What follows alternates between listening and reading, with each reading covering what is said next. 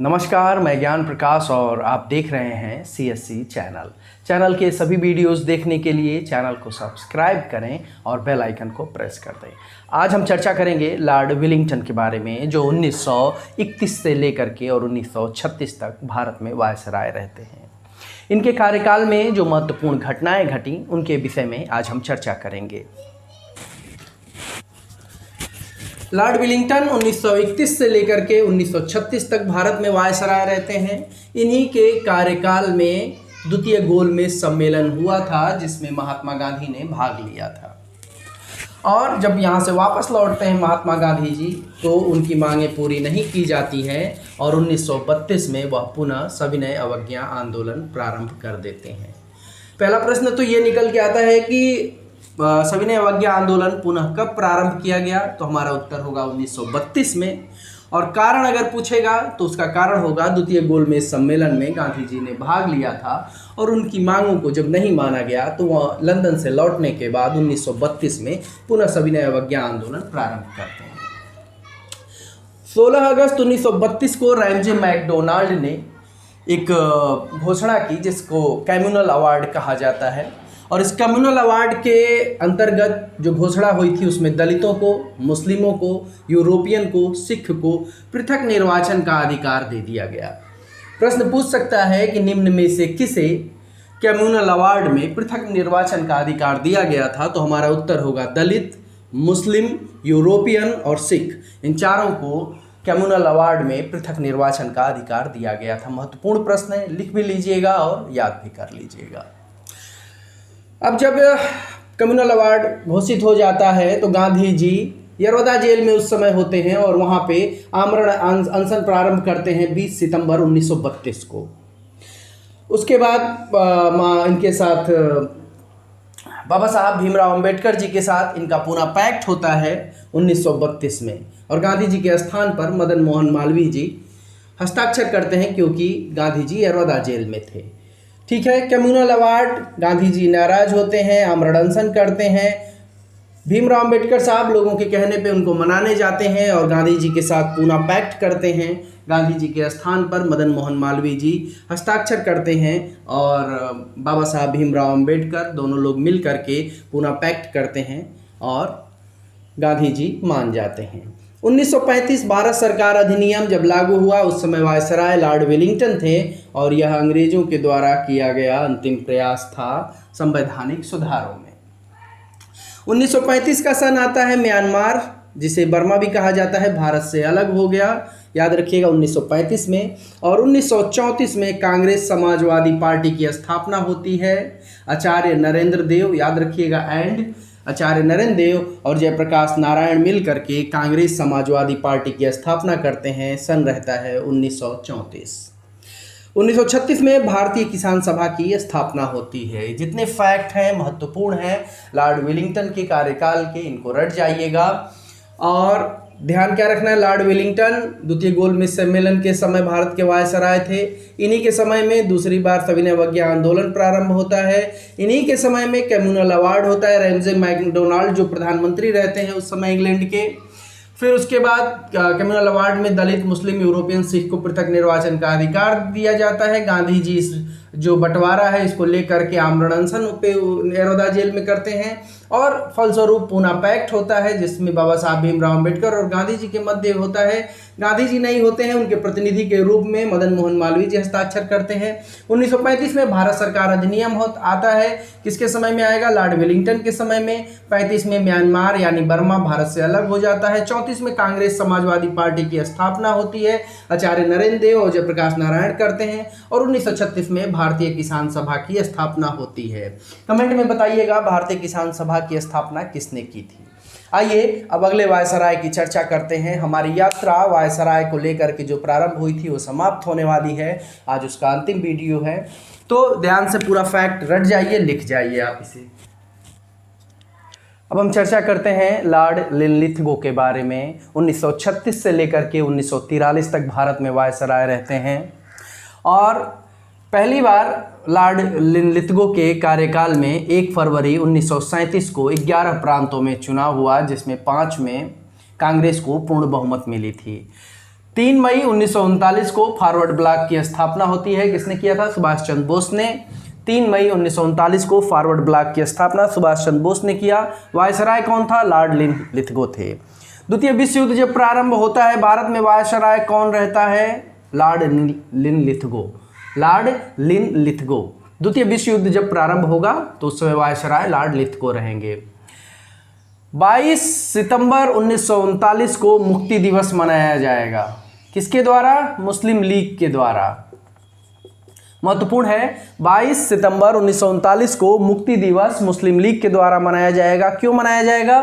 क्योंकि Lord Lithgow के कार्यकाल में जब द्वितीय विश्व युद्ध प्रारंभ होगा तो भारतीय सैनिकों को इसमें झोंक दिया जाएगा, जिससे नाराज होकर के कांग्रेस जो ये चुनाव जीती थी वो सभी जो पद मिले थे उन सभी पदों से इस्तीफा दे देती है। फलस्वरूप मुस्लिम लीग मुक्ति दिवस मनाती है 22 सितंबर 1939 को। 17 अक्टूबर 1940 पवनार आश्रम से महात्मा गांधी व्यक्तिगत सत्याग्रह प्रारंभ करते हैं और पहले व्यक्तिगत सत्याग्रही होते हैं विनोबा भावे। महत्वपूर्ण है, व्यक्तिगत सत्याग्रह महात्मा गांधी ने कहां से प्रारंभ किया था? पवनार आश्रम से। कहां है? महाराष्ट्र में है। पहले व्यक्तिगत सत्याग्रही किसको बनाया गया? विनोबा भावे जी को बनाया गया। कब प्रारंभ हुआ था? 17 अक्टूबर 1940 को। 1942 में क्रिप्स मिशन भारत आता है, जिसको महात्मा गांधी कहते हैं कि यह पोस्ट डेटेड चेक है। ठीक है, 1942 में जब क्रिप्स मिशन आएगा और अपना प्रस्ताव रखेगा तो उसमें जो प्रस्ताव है वह अनुकूल नहीं होगा भारतीयों के, जिसके कारण महात्मा गांधी कहेंगे कि यह पोस्ट डेटेड चेक है। 8 अगस्त 1942 को भारत छोड़ो आंदोलन प्रारंभ होता है। महत्वपूर्ण है, उससे भी ज़्यादा महत्वपूर्ण यह है कि उस समय वायसराय कौन था? Lord Lithgow. 8 अगस्त 1942 को जब भारत छोड़ो आंदोलन प्रारंभ होता है उस समय भारत में वायसराय कौन था? तो हमारा उत्तर होगा लॉर्ड लिथगो। 1943 में बंगाल में भयानक दुर्भिक्ष पड़ता है, अनाज की बहुत ज़्यादा किल्लत हो जाती है और लोग बहुत ही ज़्यादा तड़प तड़प के मरने लगते हैं। लेकिन अंग्रेज सरकार और भारतीयों के मध्य उस समय इतना ज़्यादा तनाव होता है कि अंग्रेज सरकार उधर ध्यान नहीं दे पाती, फलस्वरूप बड़ी संख्या में लोग मारे जाते हैं। 1943 में बंगाल में दुर्भिक्ष पड़ा था, याद रखिएगा। 21 अक्टूबर 1943 को सिंगापुर में आज़ाद हिंद फौज के द्वारा अस्थायी भारत सरकार का गठन किया गया। 21 अक्टूबर 1943 को अस्थायी भारत सरकार की स्थापना भारत से बाहर कहाँ किया गया? सिंगापुर में। किसके द्वारा किया गया? आज़ाद हिंद फौज के द्वारा। 1944 में बांटो और भागो का सिद्धांत किसने दिया था? मुस्लिम लीग ने दिया था कराची के अधिवेशन में। 1944 में बांटो और भागो का सिद्धांत मुस्लिम लीग के द्वारा कराची अधिवेशन में दिया गया था। तो ये लॉर्ड लिथगो से संबंधित महत्वपूर्ण तथ्य थे, इनको रट जाइएगा, याद कर लीजिएगा। द्वितीय विश्व युद्ध किसके कार्यकाल में प्रारंभ हुआ? उस समय वायसराय कौन था? भारत छोड़ो आंदोलन किसके कार्यकाल में प्रारंभ हुआ? वायसराय कौन था? ये सारे फैक्ट, जैसे क्रिप्स मिशन जब भारत आया उस समय वायसराय कौन था? Lord Lithgow. तो ये जो फैक्ट है, इस सब फैक्ट को लिख जाइएगा और रट जाइएगा, ताकि परीक्षा में जब यह प्रश्न आए तो आपका सही हो। आइए अब अगले वायसराय को देखते हैं। और अब हम चर्चा करेंगे लॉर्ड वेवेल के बारे में, जो 1943 से 1947 तक भारत में वायसराय रहते हैं। भारत को आज़ादी जब मिली उस समय भारत का वायसराय कौन था? उत्तर आपको पता चल गया होगा। इसी तरह के प्रश्न, ये जो सीरीज़ हमने शुरू की थी वायसराय की, इसका उद्देश्य यही था कि अगर इस तरह के प्रश्न पूछे तो आपके गलत ना हो। आइए चर्चा करते हैं। याद रखिएगा, बोर्ड पे आपको साफ दिखाई नहीं देगा, इसलिए पेन और कॉपी लेके बैठें ताकि आप लिखते रहें और आपको तारतम्यता बनी रहे मेरी आवाज़ से और आपकी कलम से। इस पे ध्यान न दे करके मेरी आवाज़ पे ध्यान दीजिएगा और लिखने का प्रयास करिएगा। आइए शुरू करते हैं। लॉर्ड वेवेल वायसराय रहते हैं भारत में 1943 से 1947 के मध्य। 1944 में CR फार्मूला श्री राजगोपालाचारी द्वारा प्रस्तुत किया जाता है, लेकिन असफल रहता है। 25 जून 1945 को लॉर्ड वेवेल शिमला सम्मेलन बुलाते हैं, लेकिन मुस्लिम लीग की हठधर्मिता के कारण यह सम्मेलन भी असफल हो जाता है। याद रखिएगा, शिमला सम्मेलन कौन बुलाया था? लॉर्ड वेवेल ने बुलाया था। क्यों बुलाया था? जो विवाद उपजा था कांग्रेस और मुस्लिम लीग के मध्य, उसको सुलझाने के लिए शिमला सम्मेलन बुलाया गया था लॉर्ड वेवेल के द्वारा, जो असफल हो गया। 24 मार्च 1946 को कैबिनेट मिशन आता है। प्रश्न इंपॉर्टेंट है, क्या है कैबिनेट मिशन? सभी को याद हो जाएगा कि 24 मार्च 1946 को आया था, लेकिन वायसराय उस समय कौन था? Lord Wavell. दिमाग में ये रखना बहुत जरूरी है। तो आप ऐसे लिखें कि लॉर्ड वेवेल जब वायसराय थे, उनके कार्यकाल में 24 मार्च 1946 को कैबिनेट मिशन भारत आया, जिसमें सदस्य थे पैथिक लॉरेंस, स्टैफोर्ड क्रिप्स और ए.वी. अलेक्जेंडर। याद रखिएगा, कैबिनेट मिशन के इन तीनों सदस्यों का नाम कई बार पूछा है, आपको ये याद करना होगा, रटना होगा। तो पैथिक आते हैं, स्टैफोर्ड क्रिप्स आते हैं और अलेक्जेंडर आते हैं। तो पीएस से याद कर सकते हैं पैथिक लॉरेंस, स्टैफोर्ड क्रिप्स और ए.वी. अलेक्जेंडर। पीएस से याद कर सकते हैं, तो इससे आपको ये याद हो जाएगा। फिर क्या होता है? सीधी कार्रवाई दिवस कौन मनाएगा भैया? ये तो मुस्लिम लीग ही मना सकती है। तो मुस्लिम लीग ने सीधी कार्रवाई दिवस मनाया था। जुलाई 1946 में संविधान सभा का गठन होता है और 9 दिसंबर 1946 को इसकी प्रथम बैठक होती है। इसके अस्थायी सदस्य अध्यक्ष चुने जाते हैं सच्चिदानंद सिन्हा जी। ठीक है, तो जुलाई 1946 में संविधान सभा का जब गठन हुआ, भारत में वायसराय कौन था? लॉर्ड वेवेल थे। 9 दिसंबर 1946 को इसकी प्रथम बैठक होती है। सच्चिदानंद सिन्हा जी को अस्थायी अध्यक्ष बनाया जाता है और उसके बाद जो परमानेंट अध्यक्ष होंगे सभी को पता है, डॉक्टर राजेंद्र प्रसाद जी थे। 2 सितंबर 1946 कांग्रेस के द्वारा अंतरिम सरकार का गठन किया जाता है और महत्वपूर्ण ये है कि वेवेल को अध्यक्ष बनाया जाता है।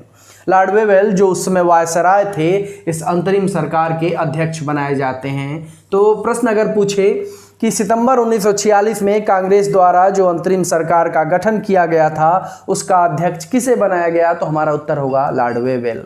याद रखिएगा, गलती मत करिएगा, कंफ्यूज मत होइएगा। लेबर पार्टी क्लेमेंट एटली, लेबर पार्टी से चुनाव जीतकर क्लेमेंट एटली जो है प्रधानमंत्री रहते हैं इंग्लैंड के, और यह घोषणा करते हैं 1946 में कि भारतीयों को सत्ता सौंप दी जाए।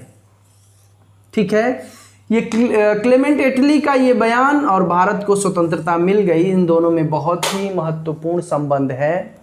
क्यों?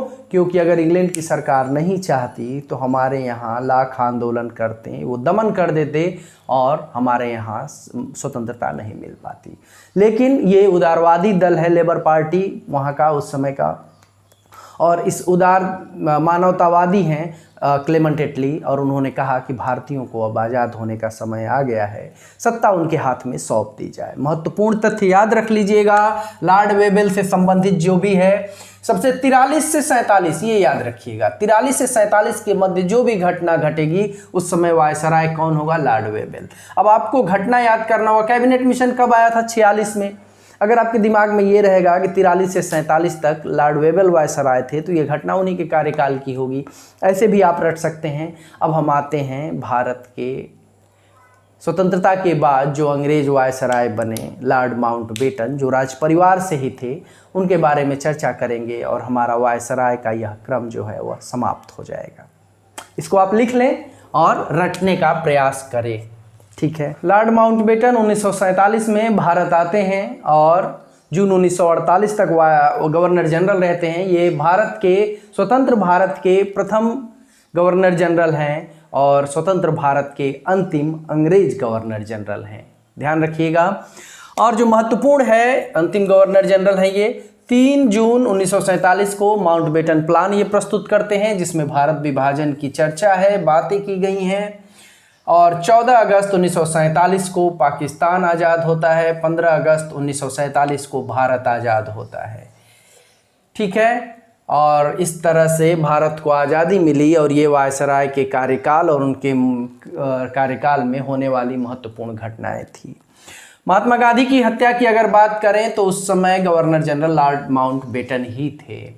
और लॉर्ड माउंटबेटन की भी हत्या आयरिश रिपब्लिकन आर्मी ने इनकी नाव में बम लगा करके 1979 में इनकी हत्या कर दी थी।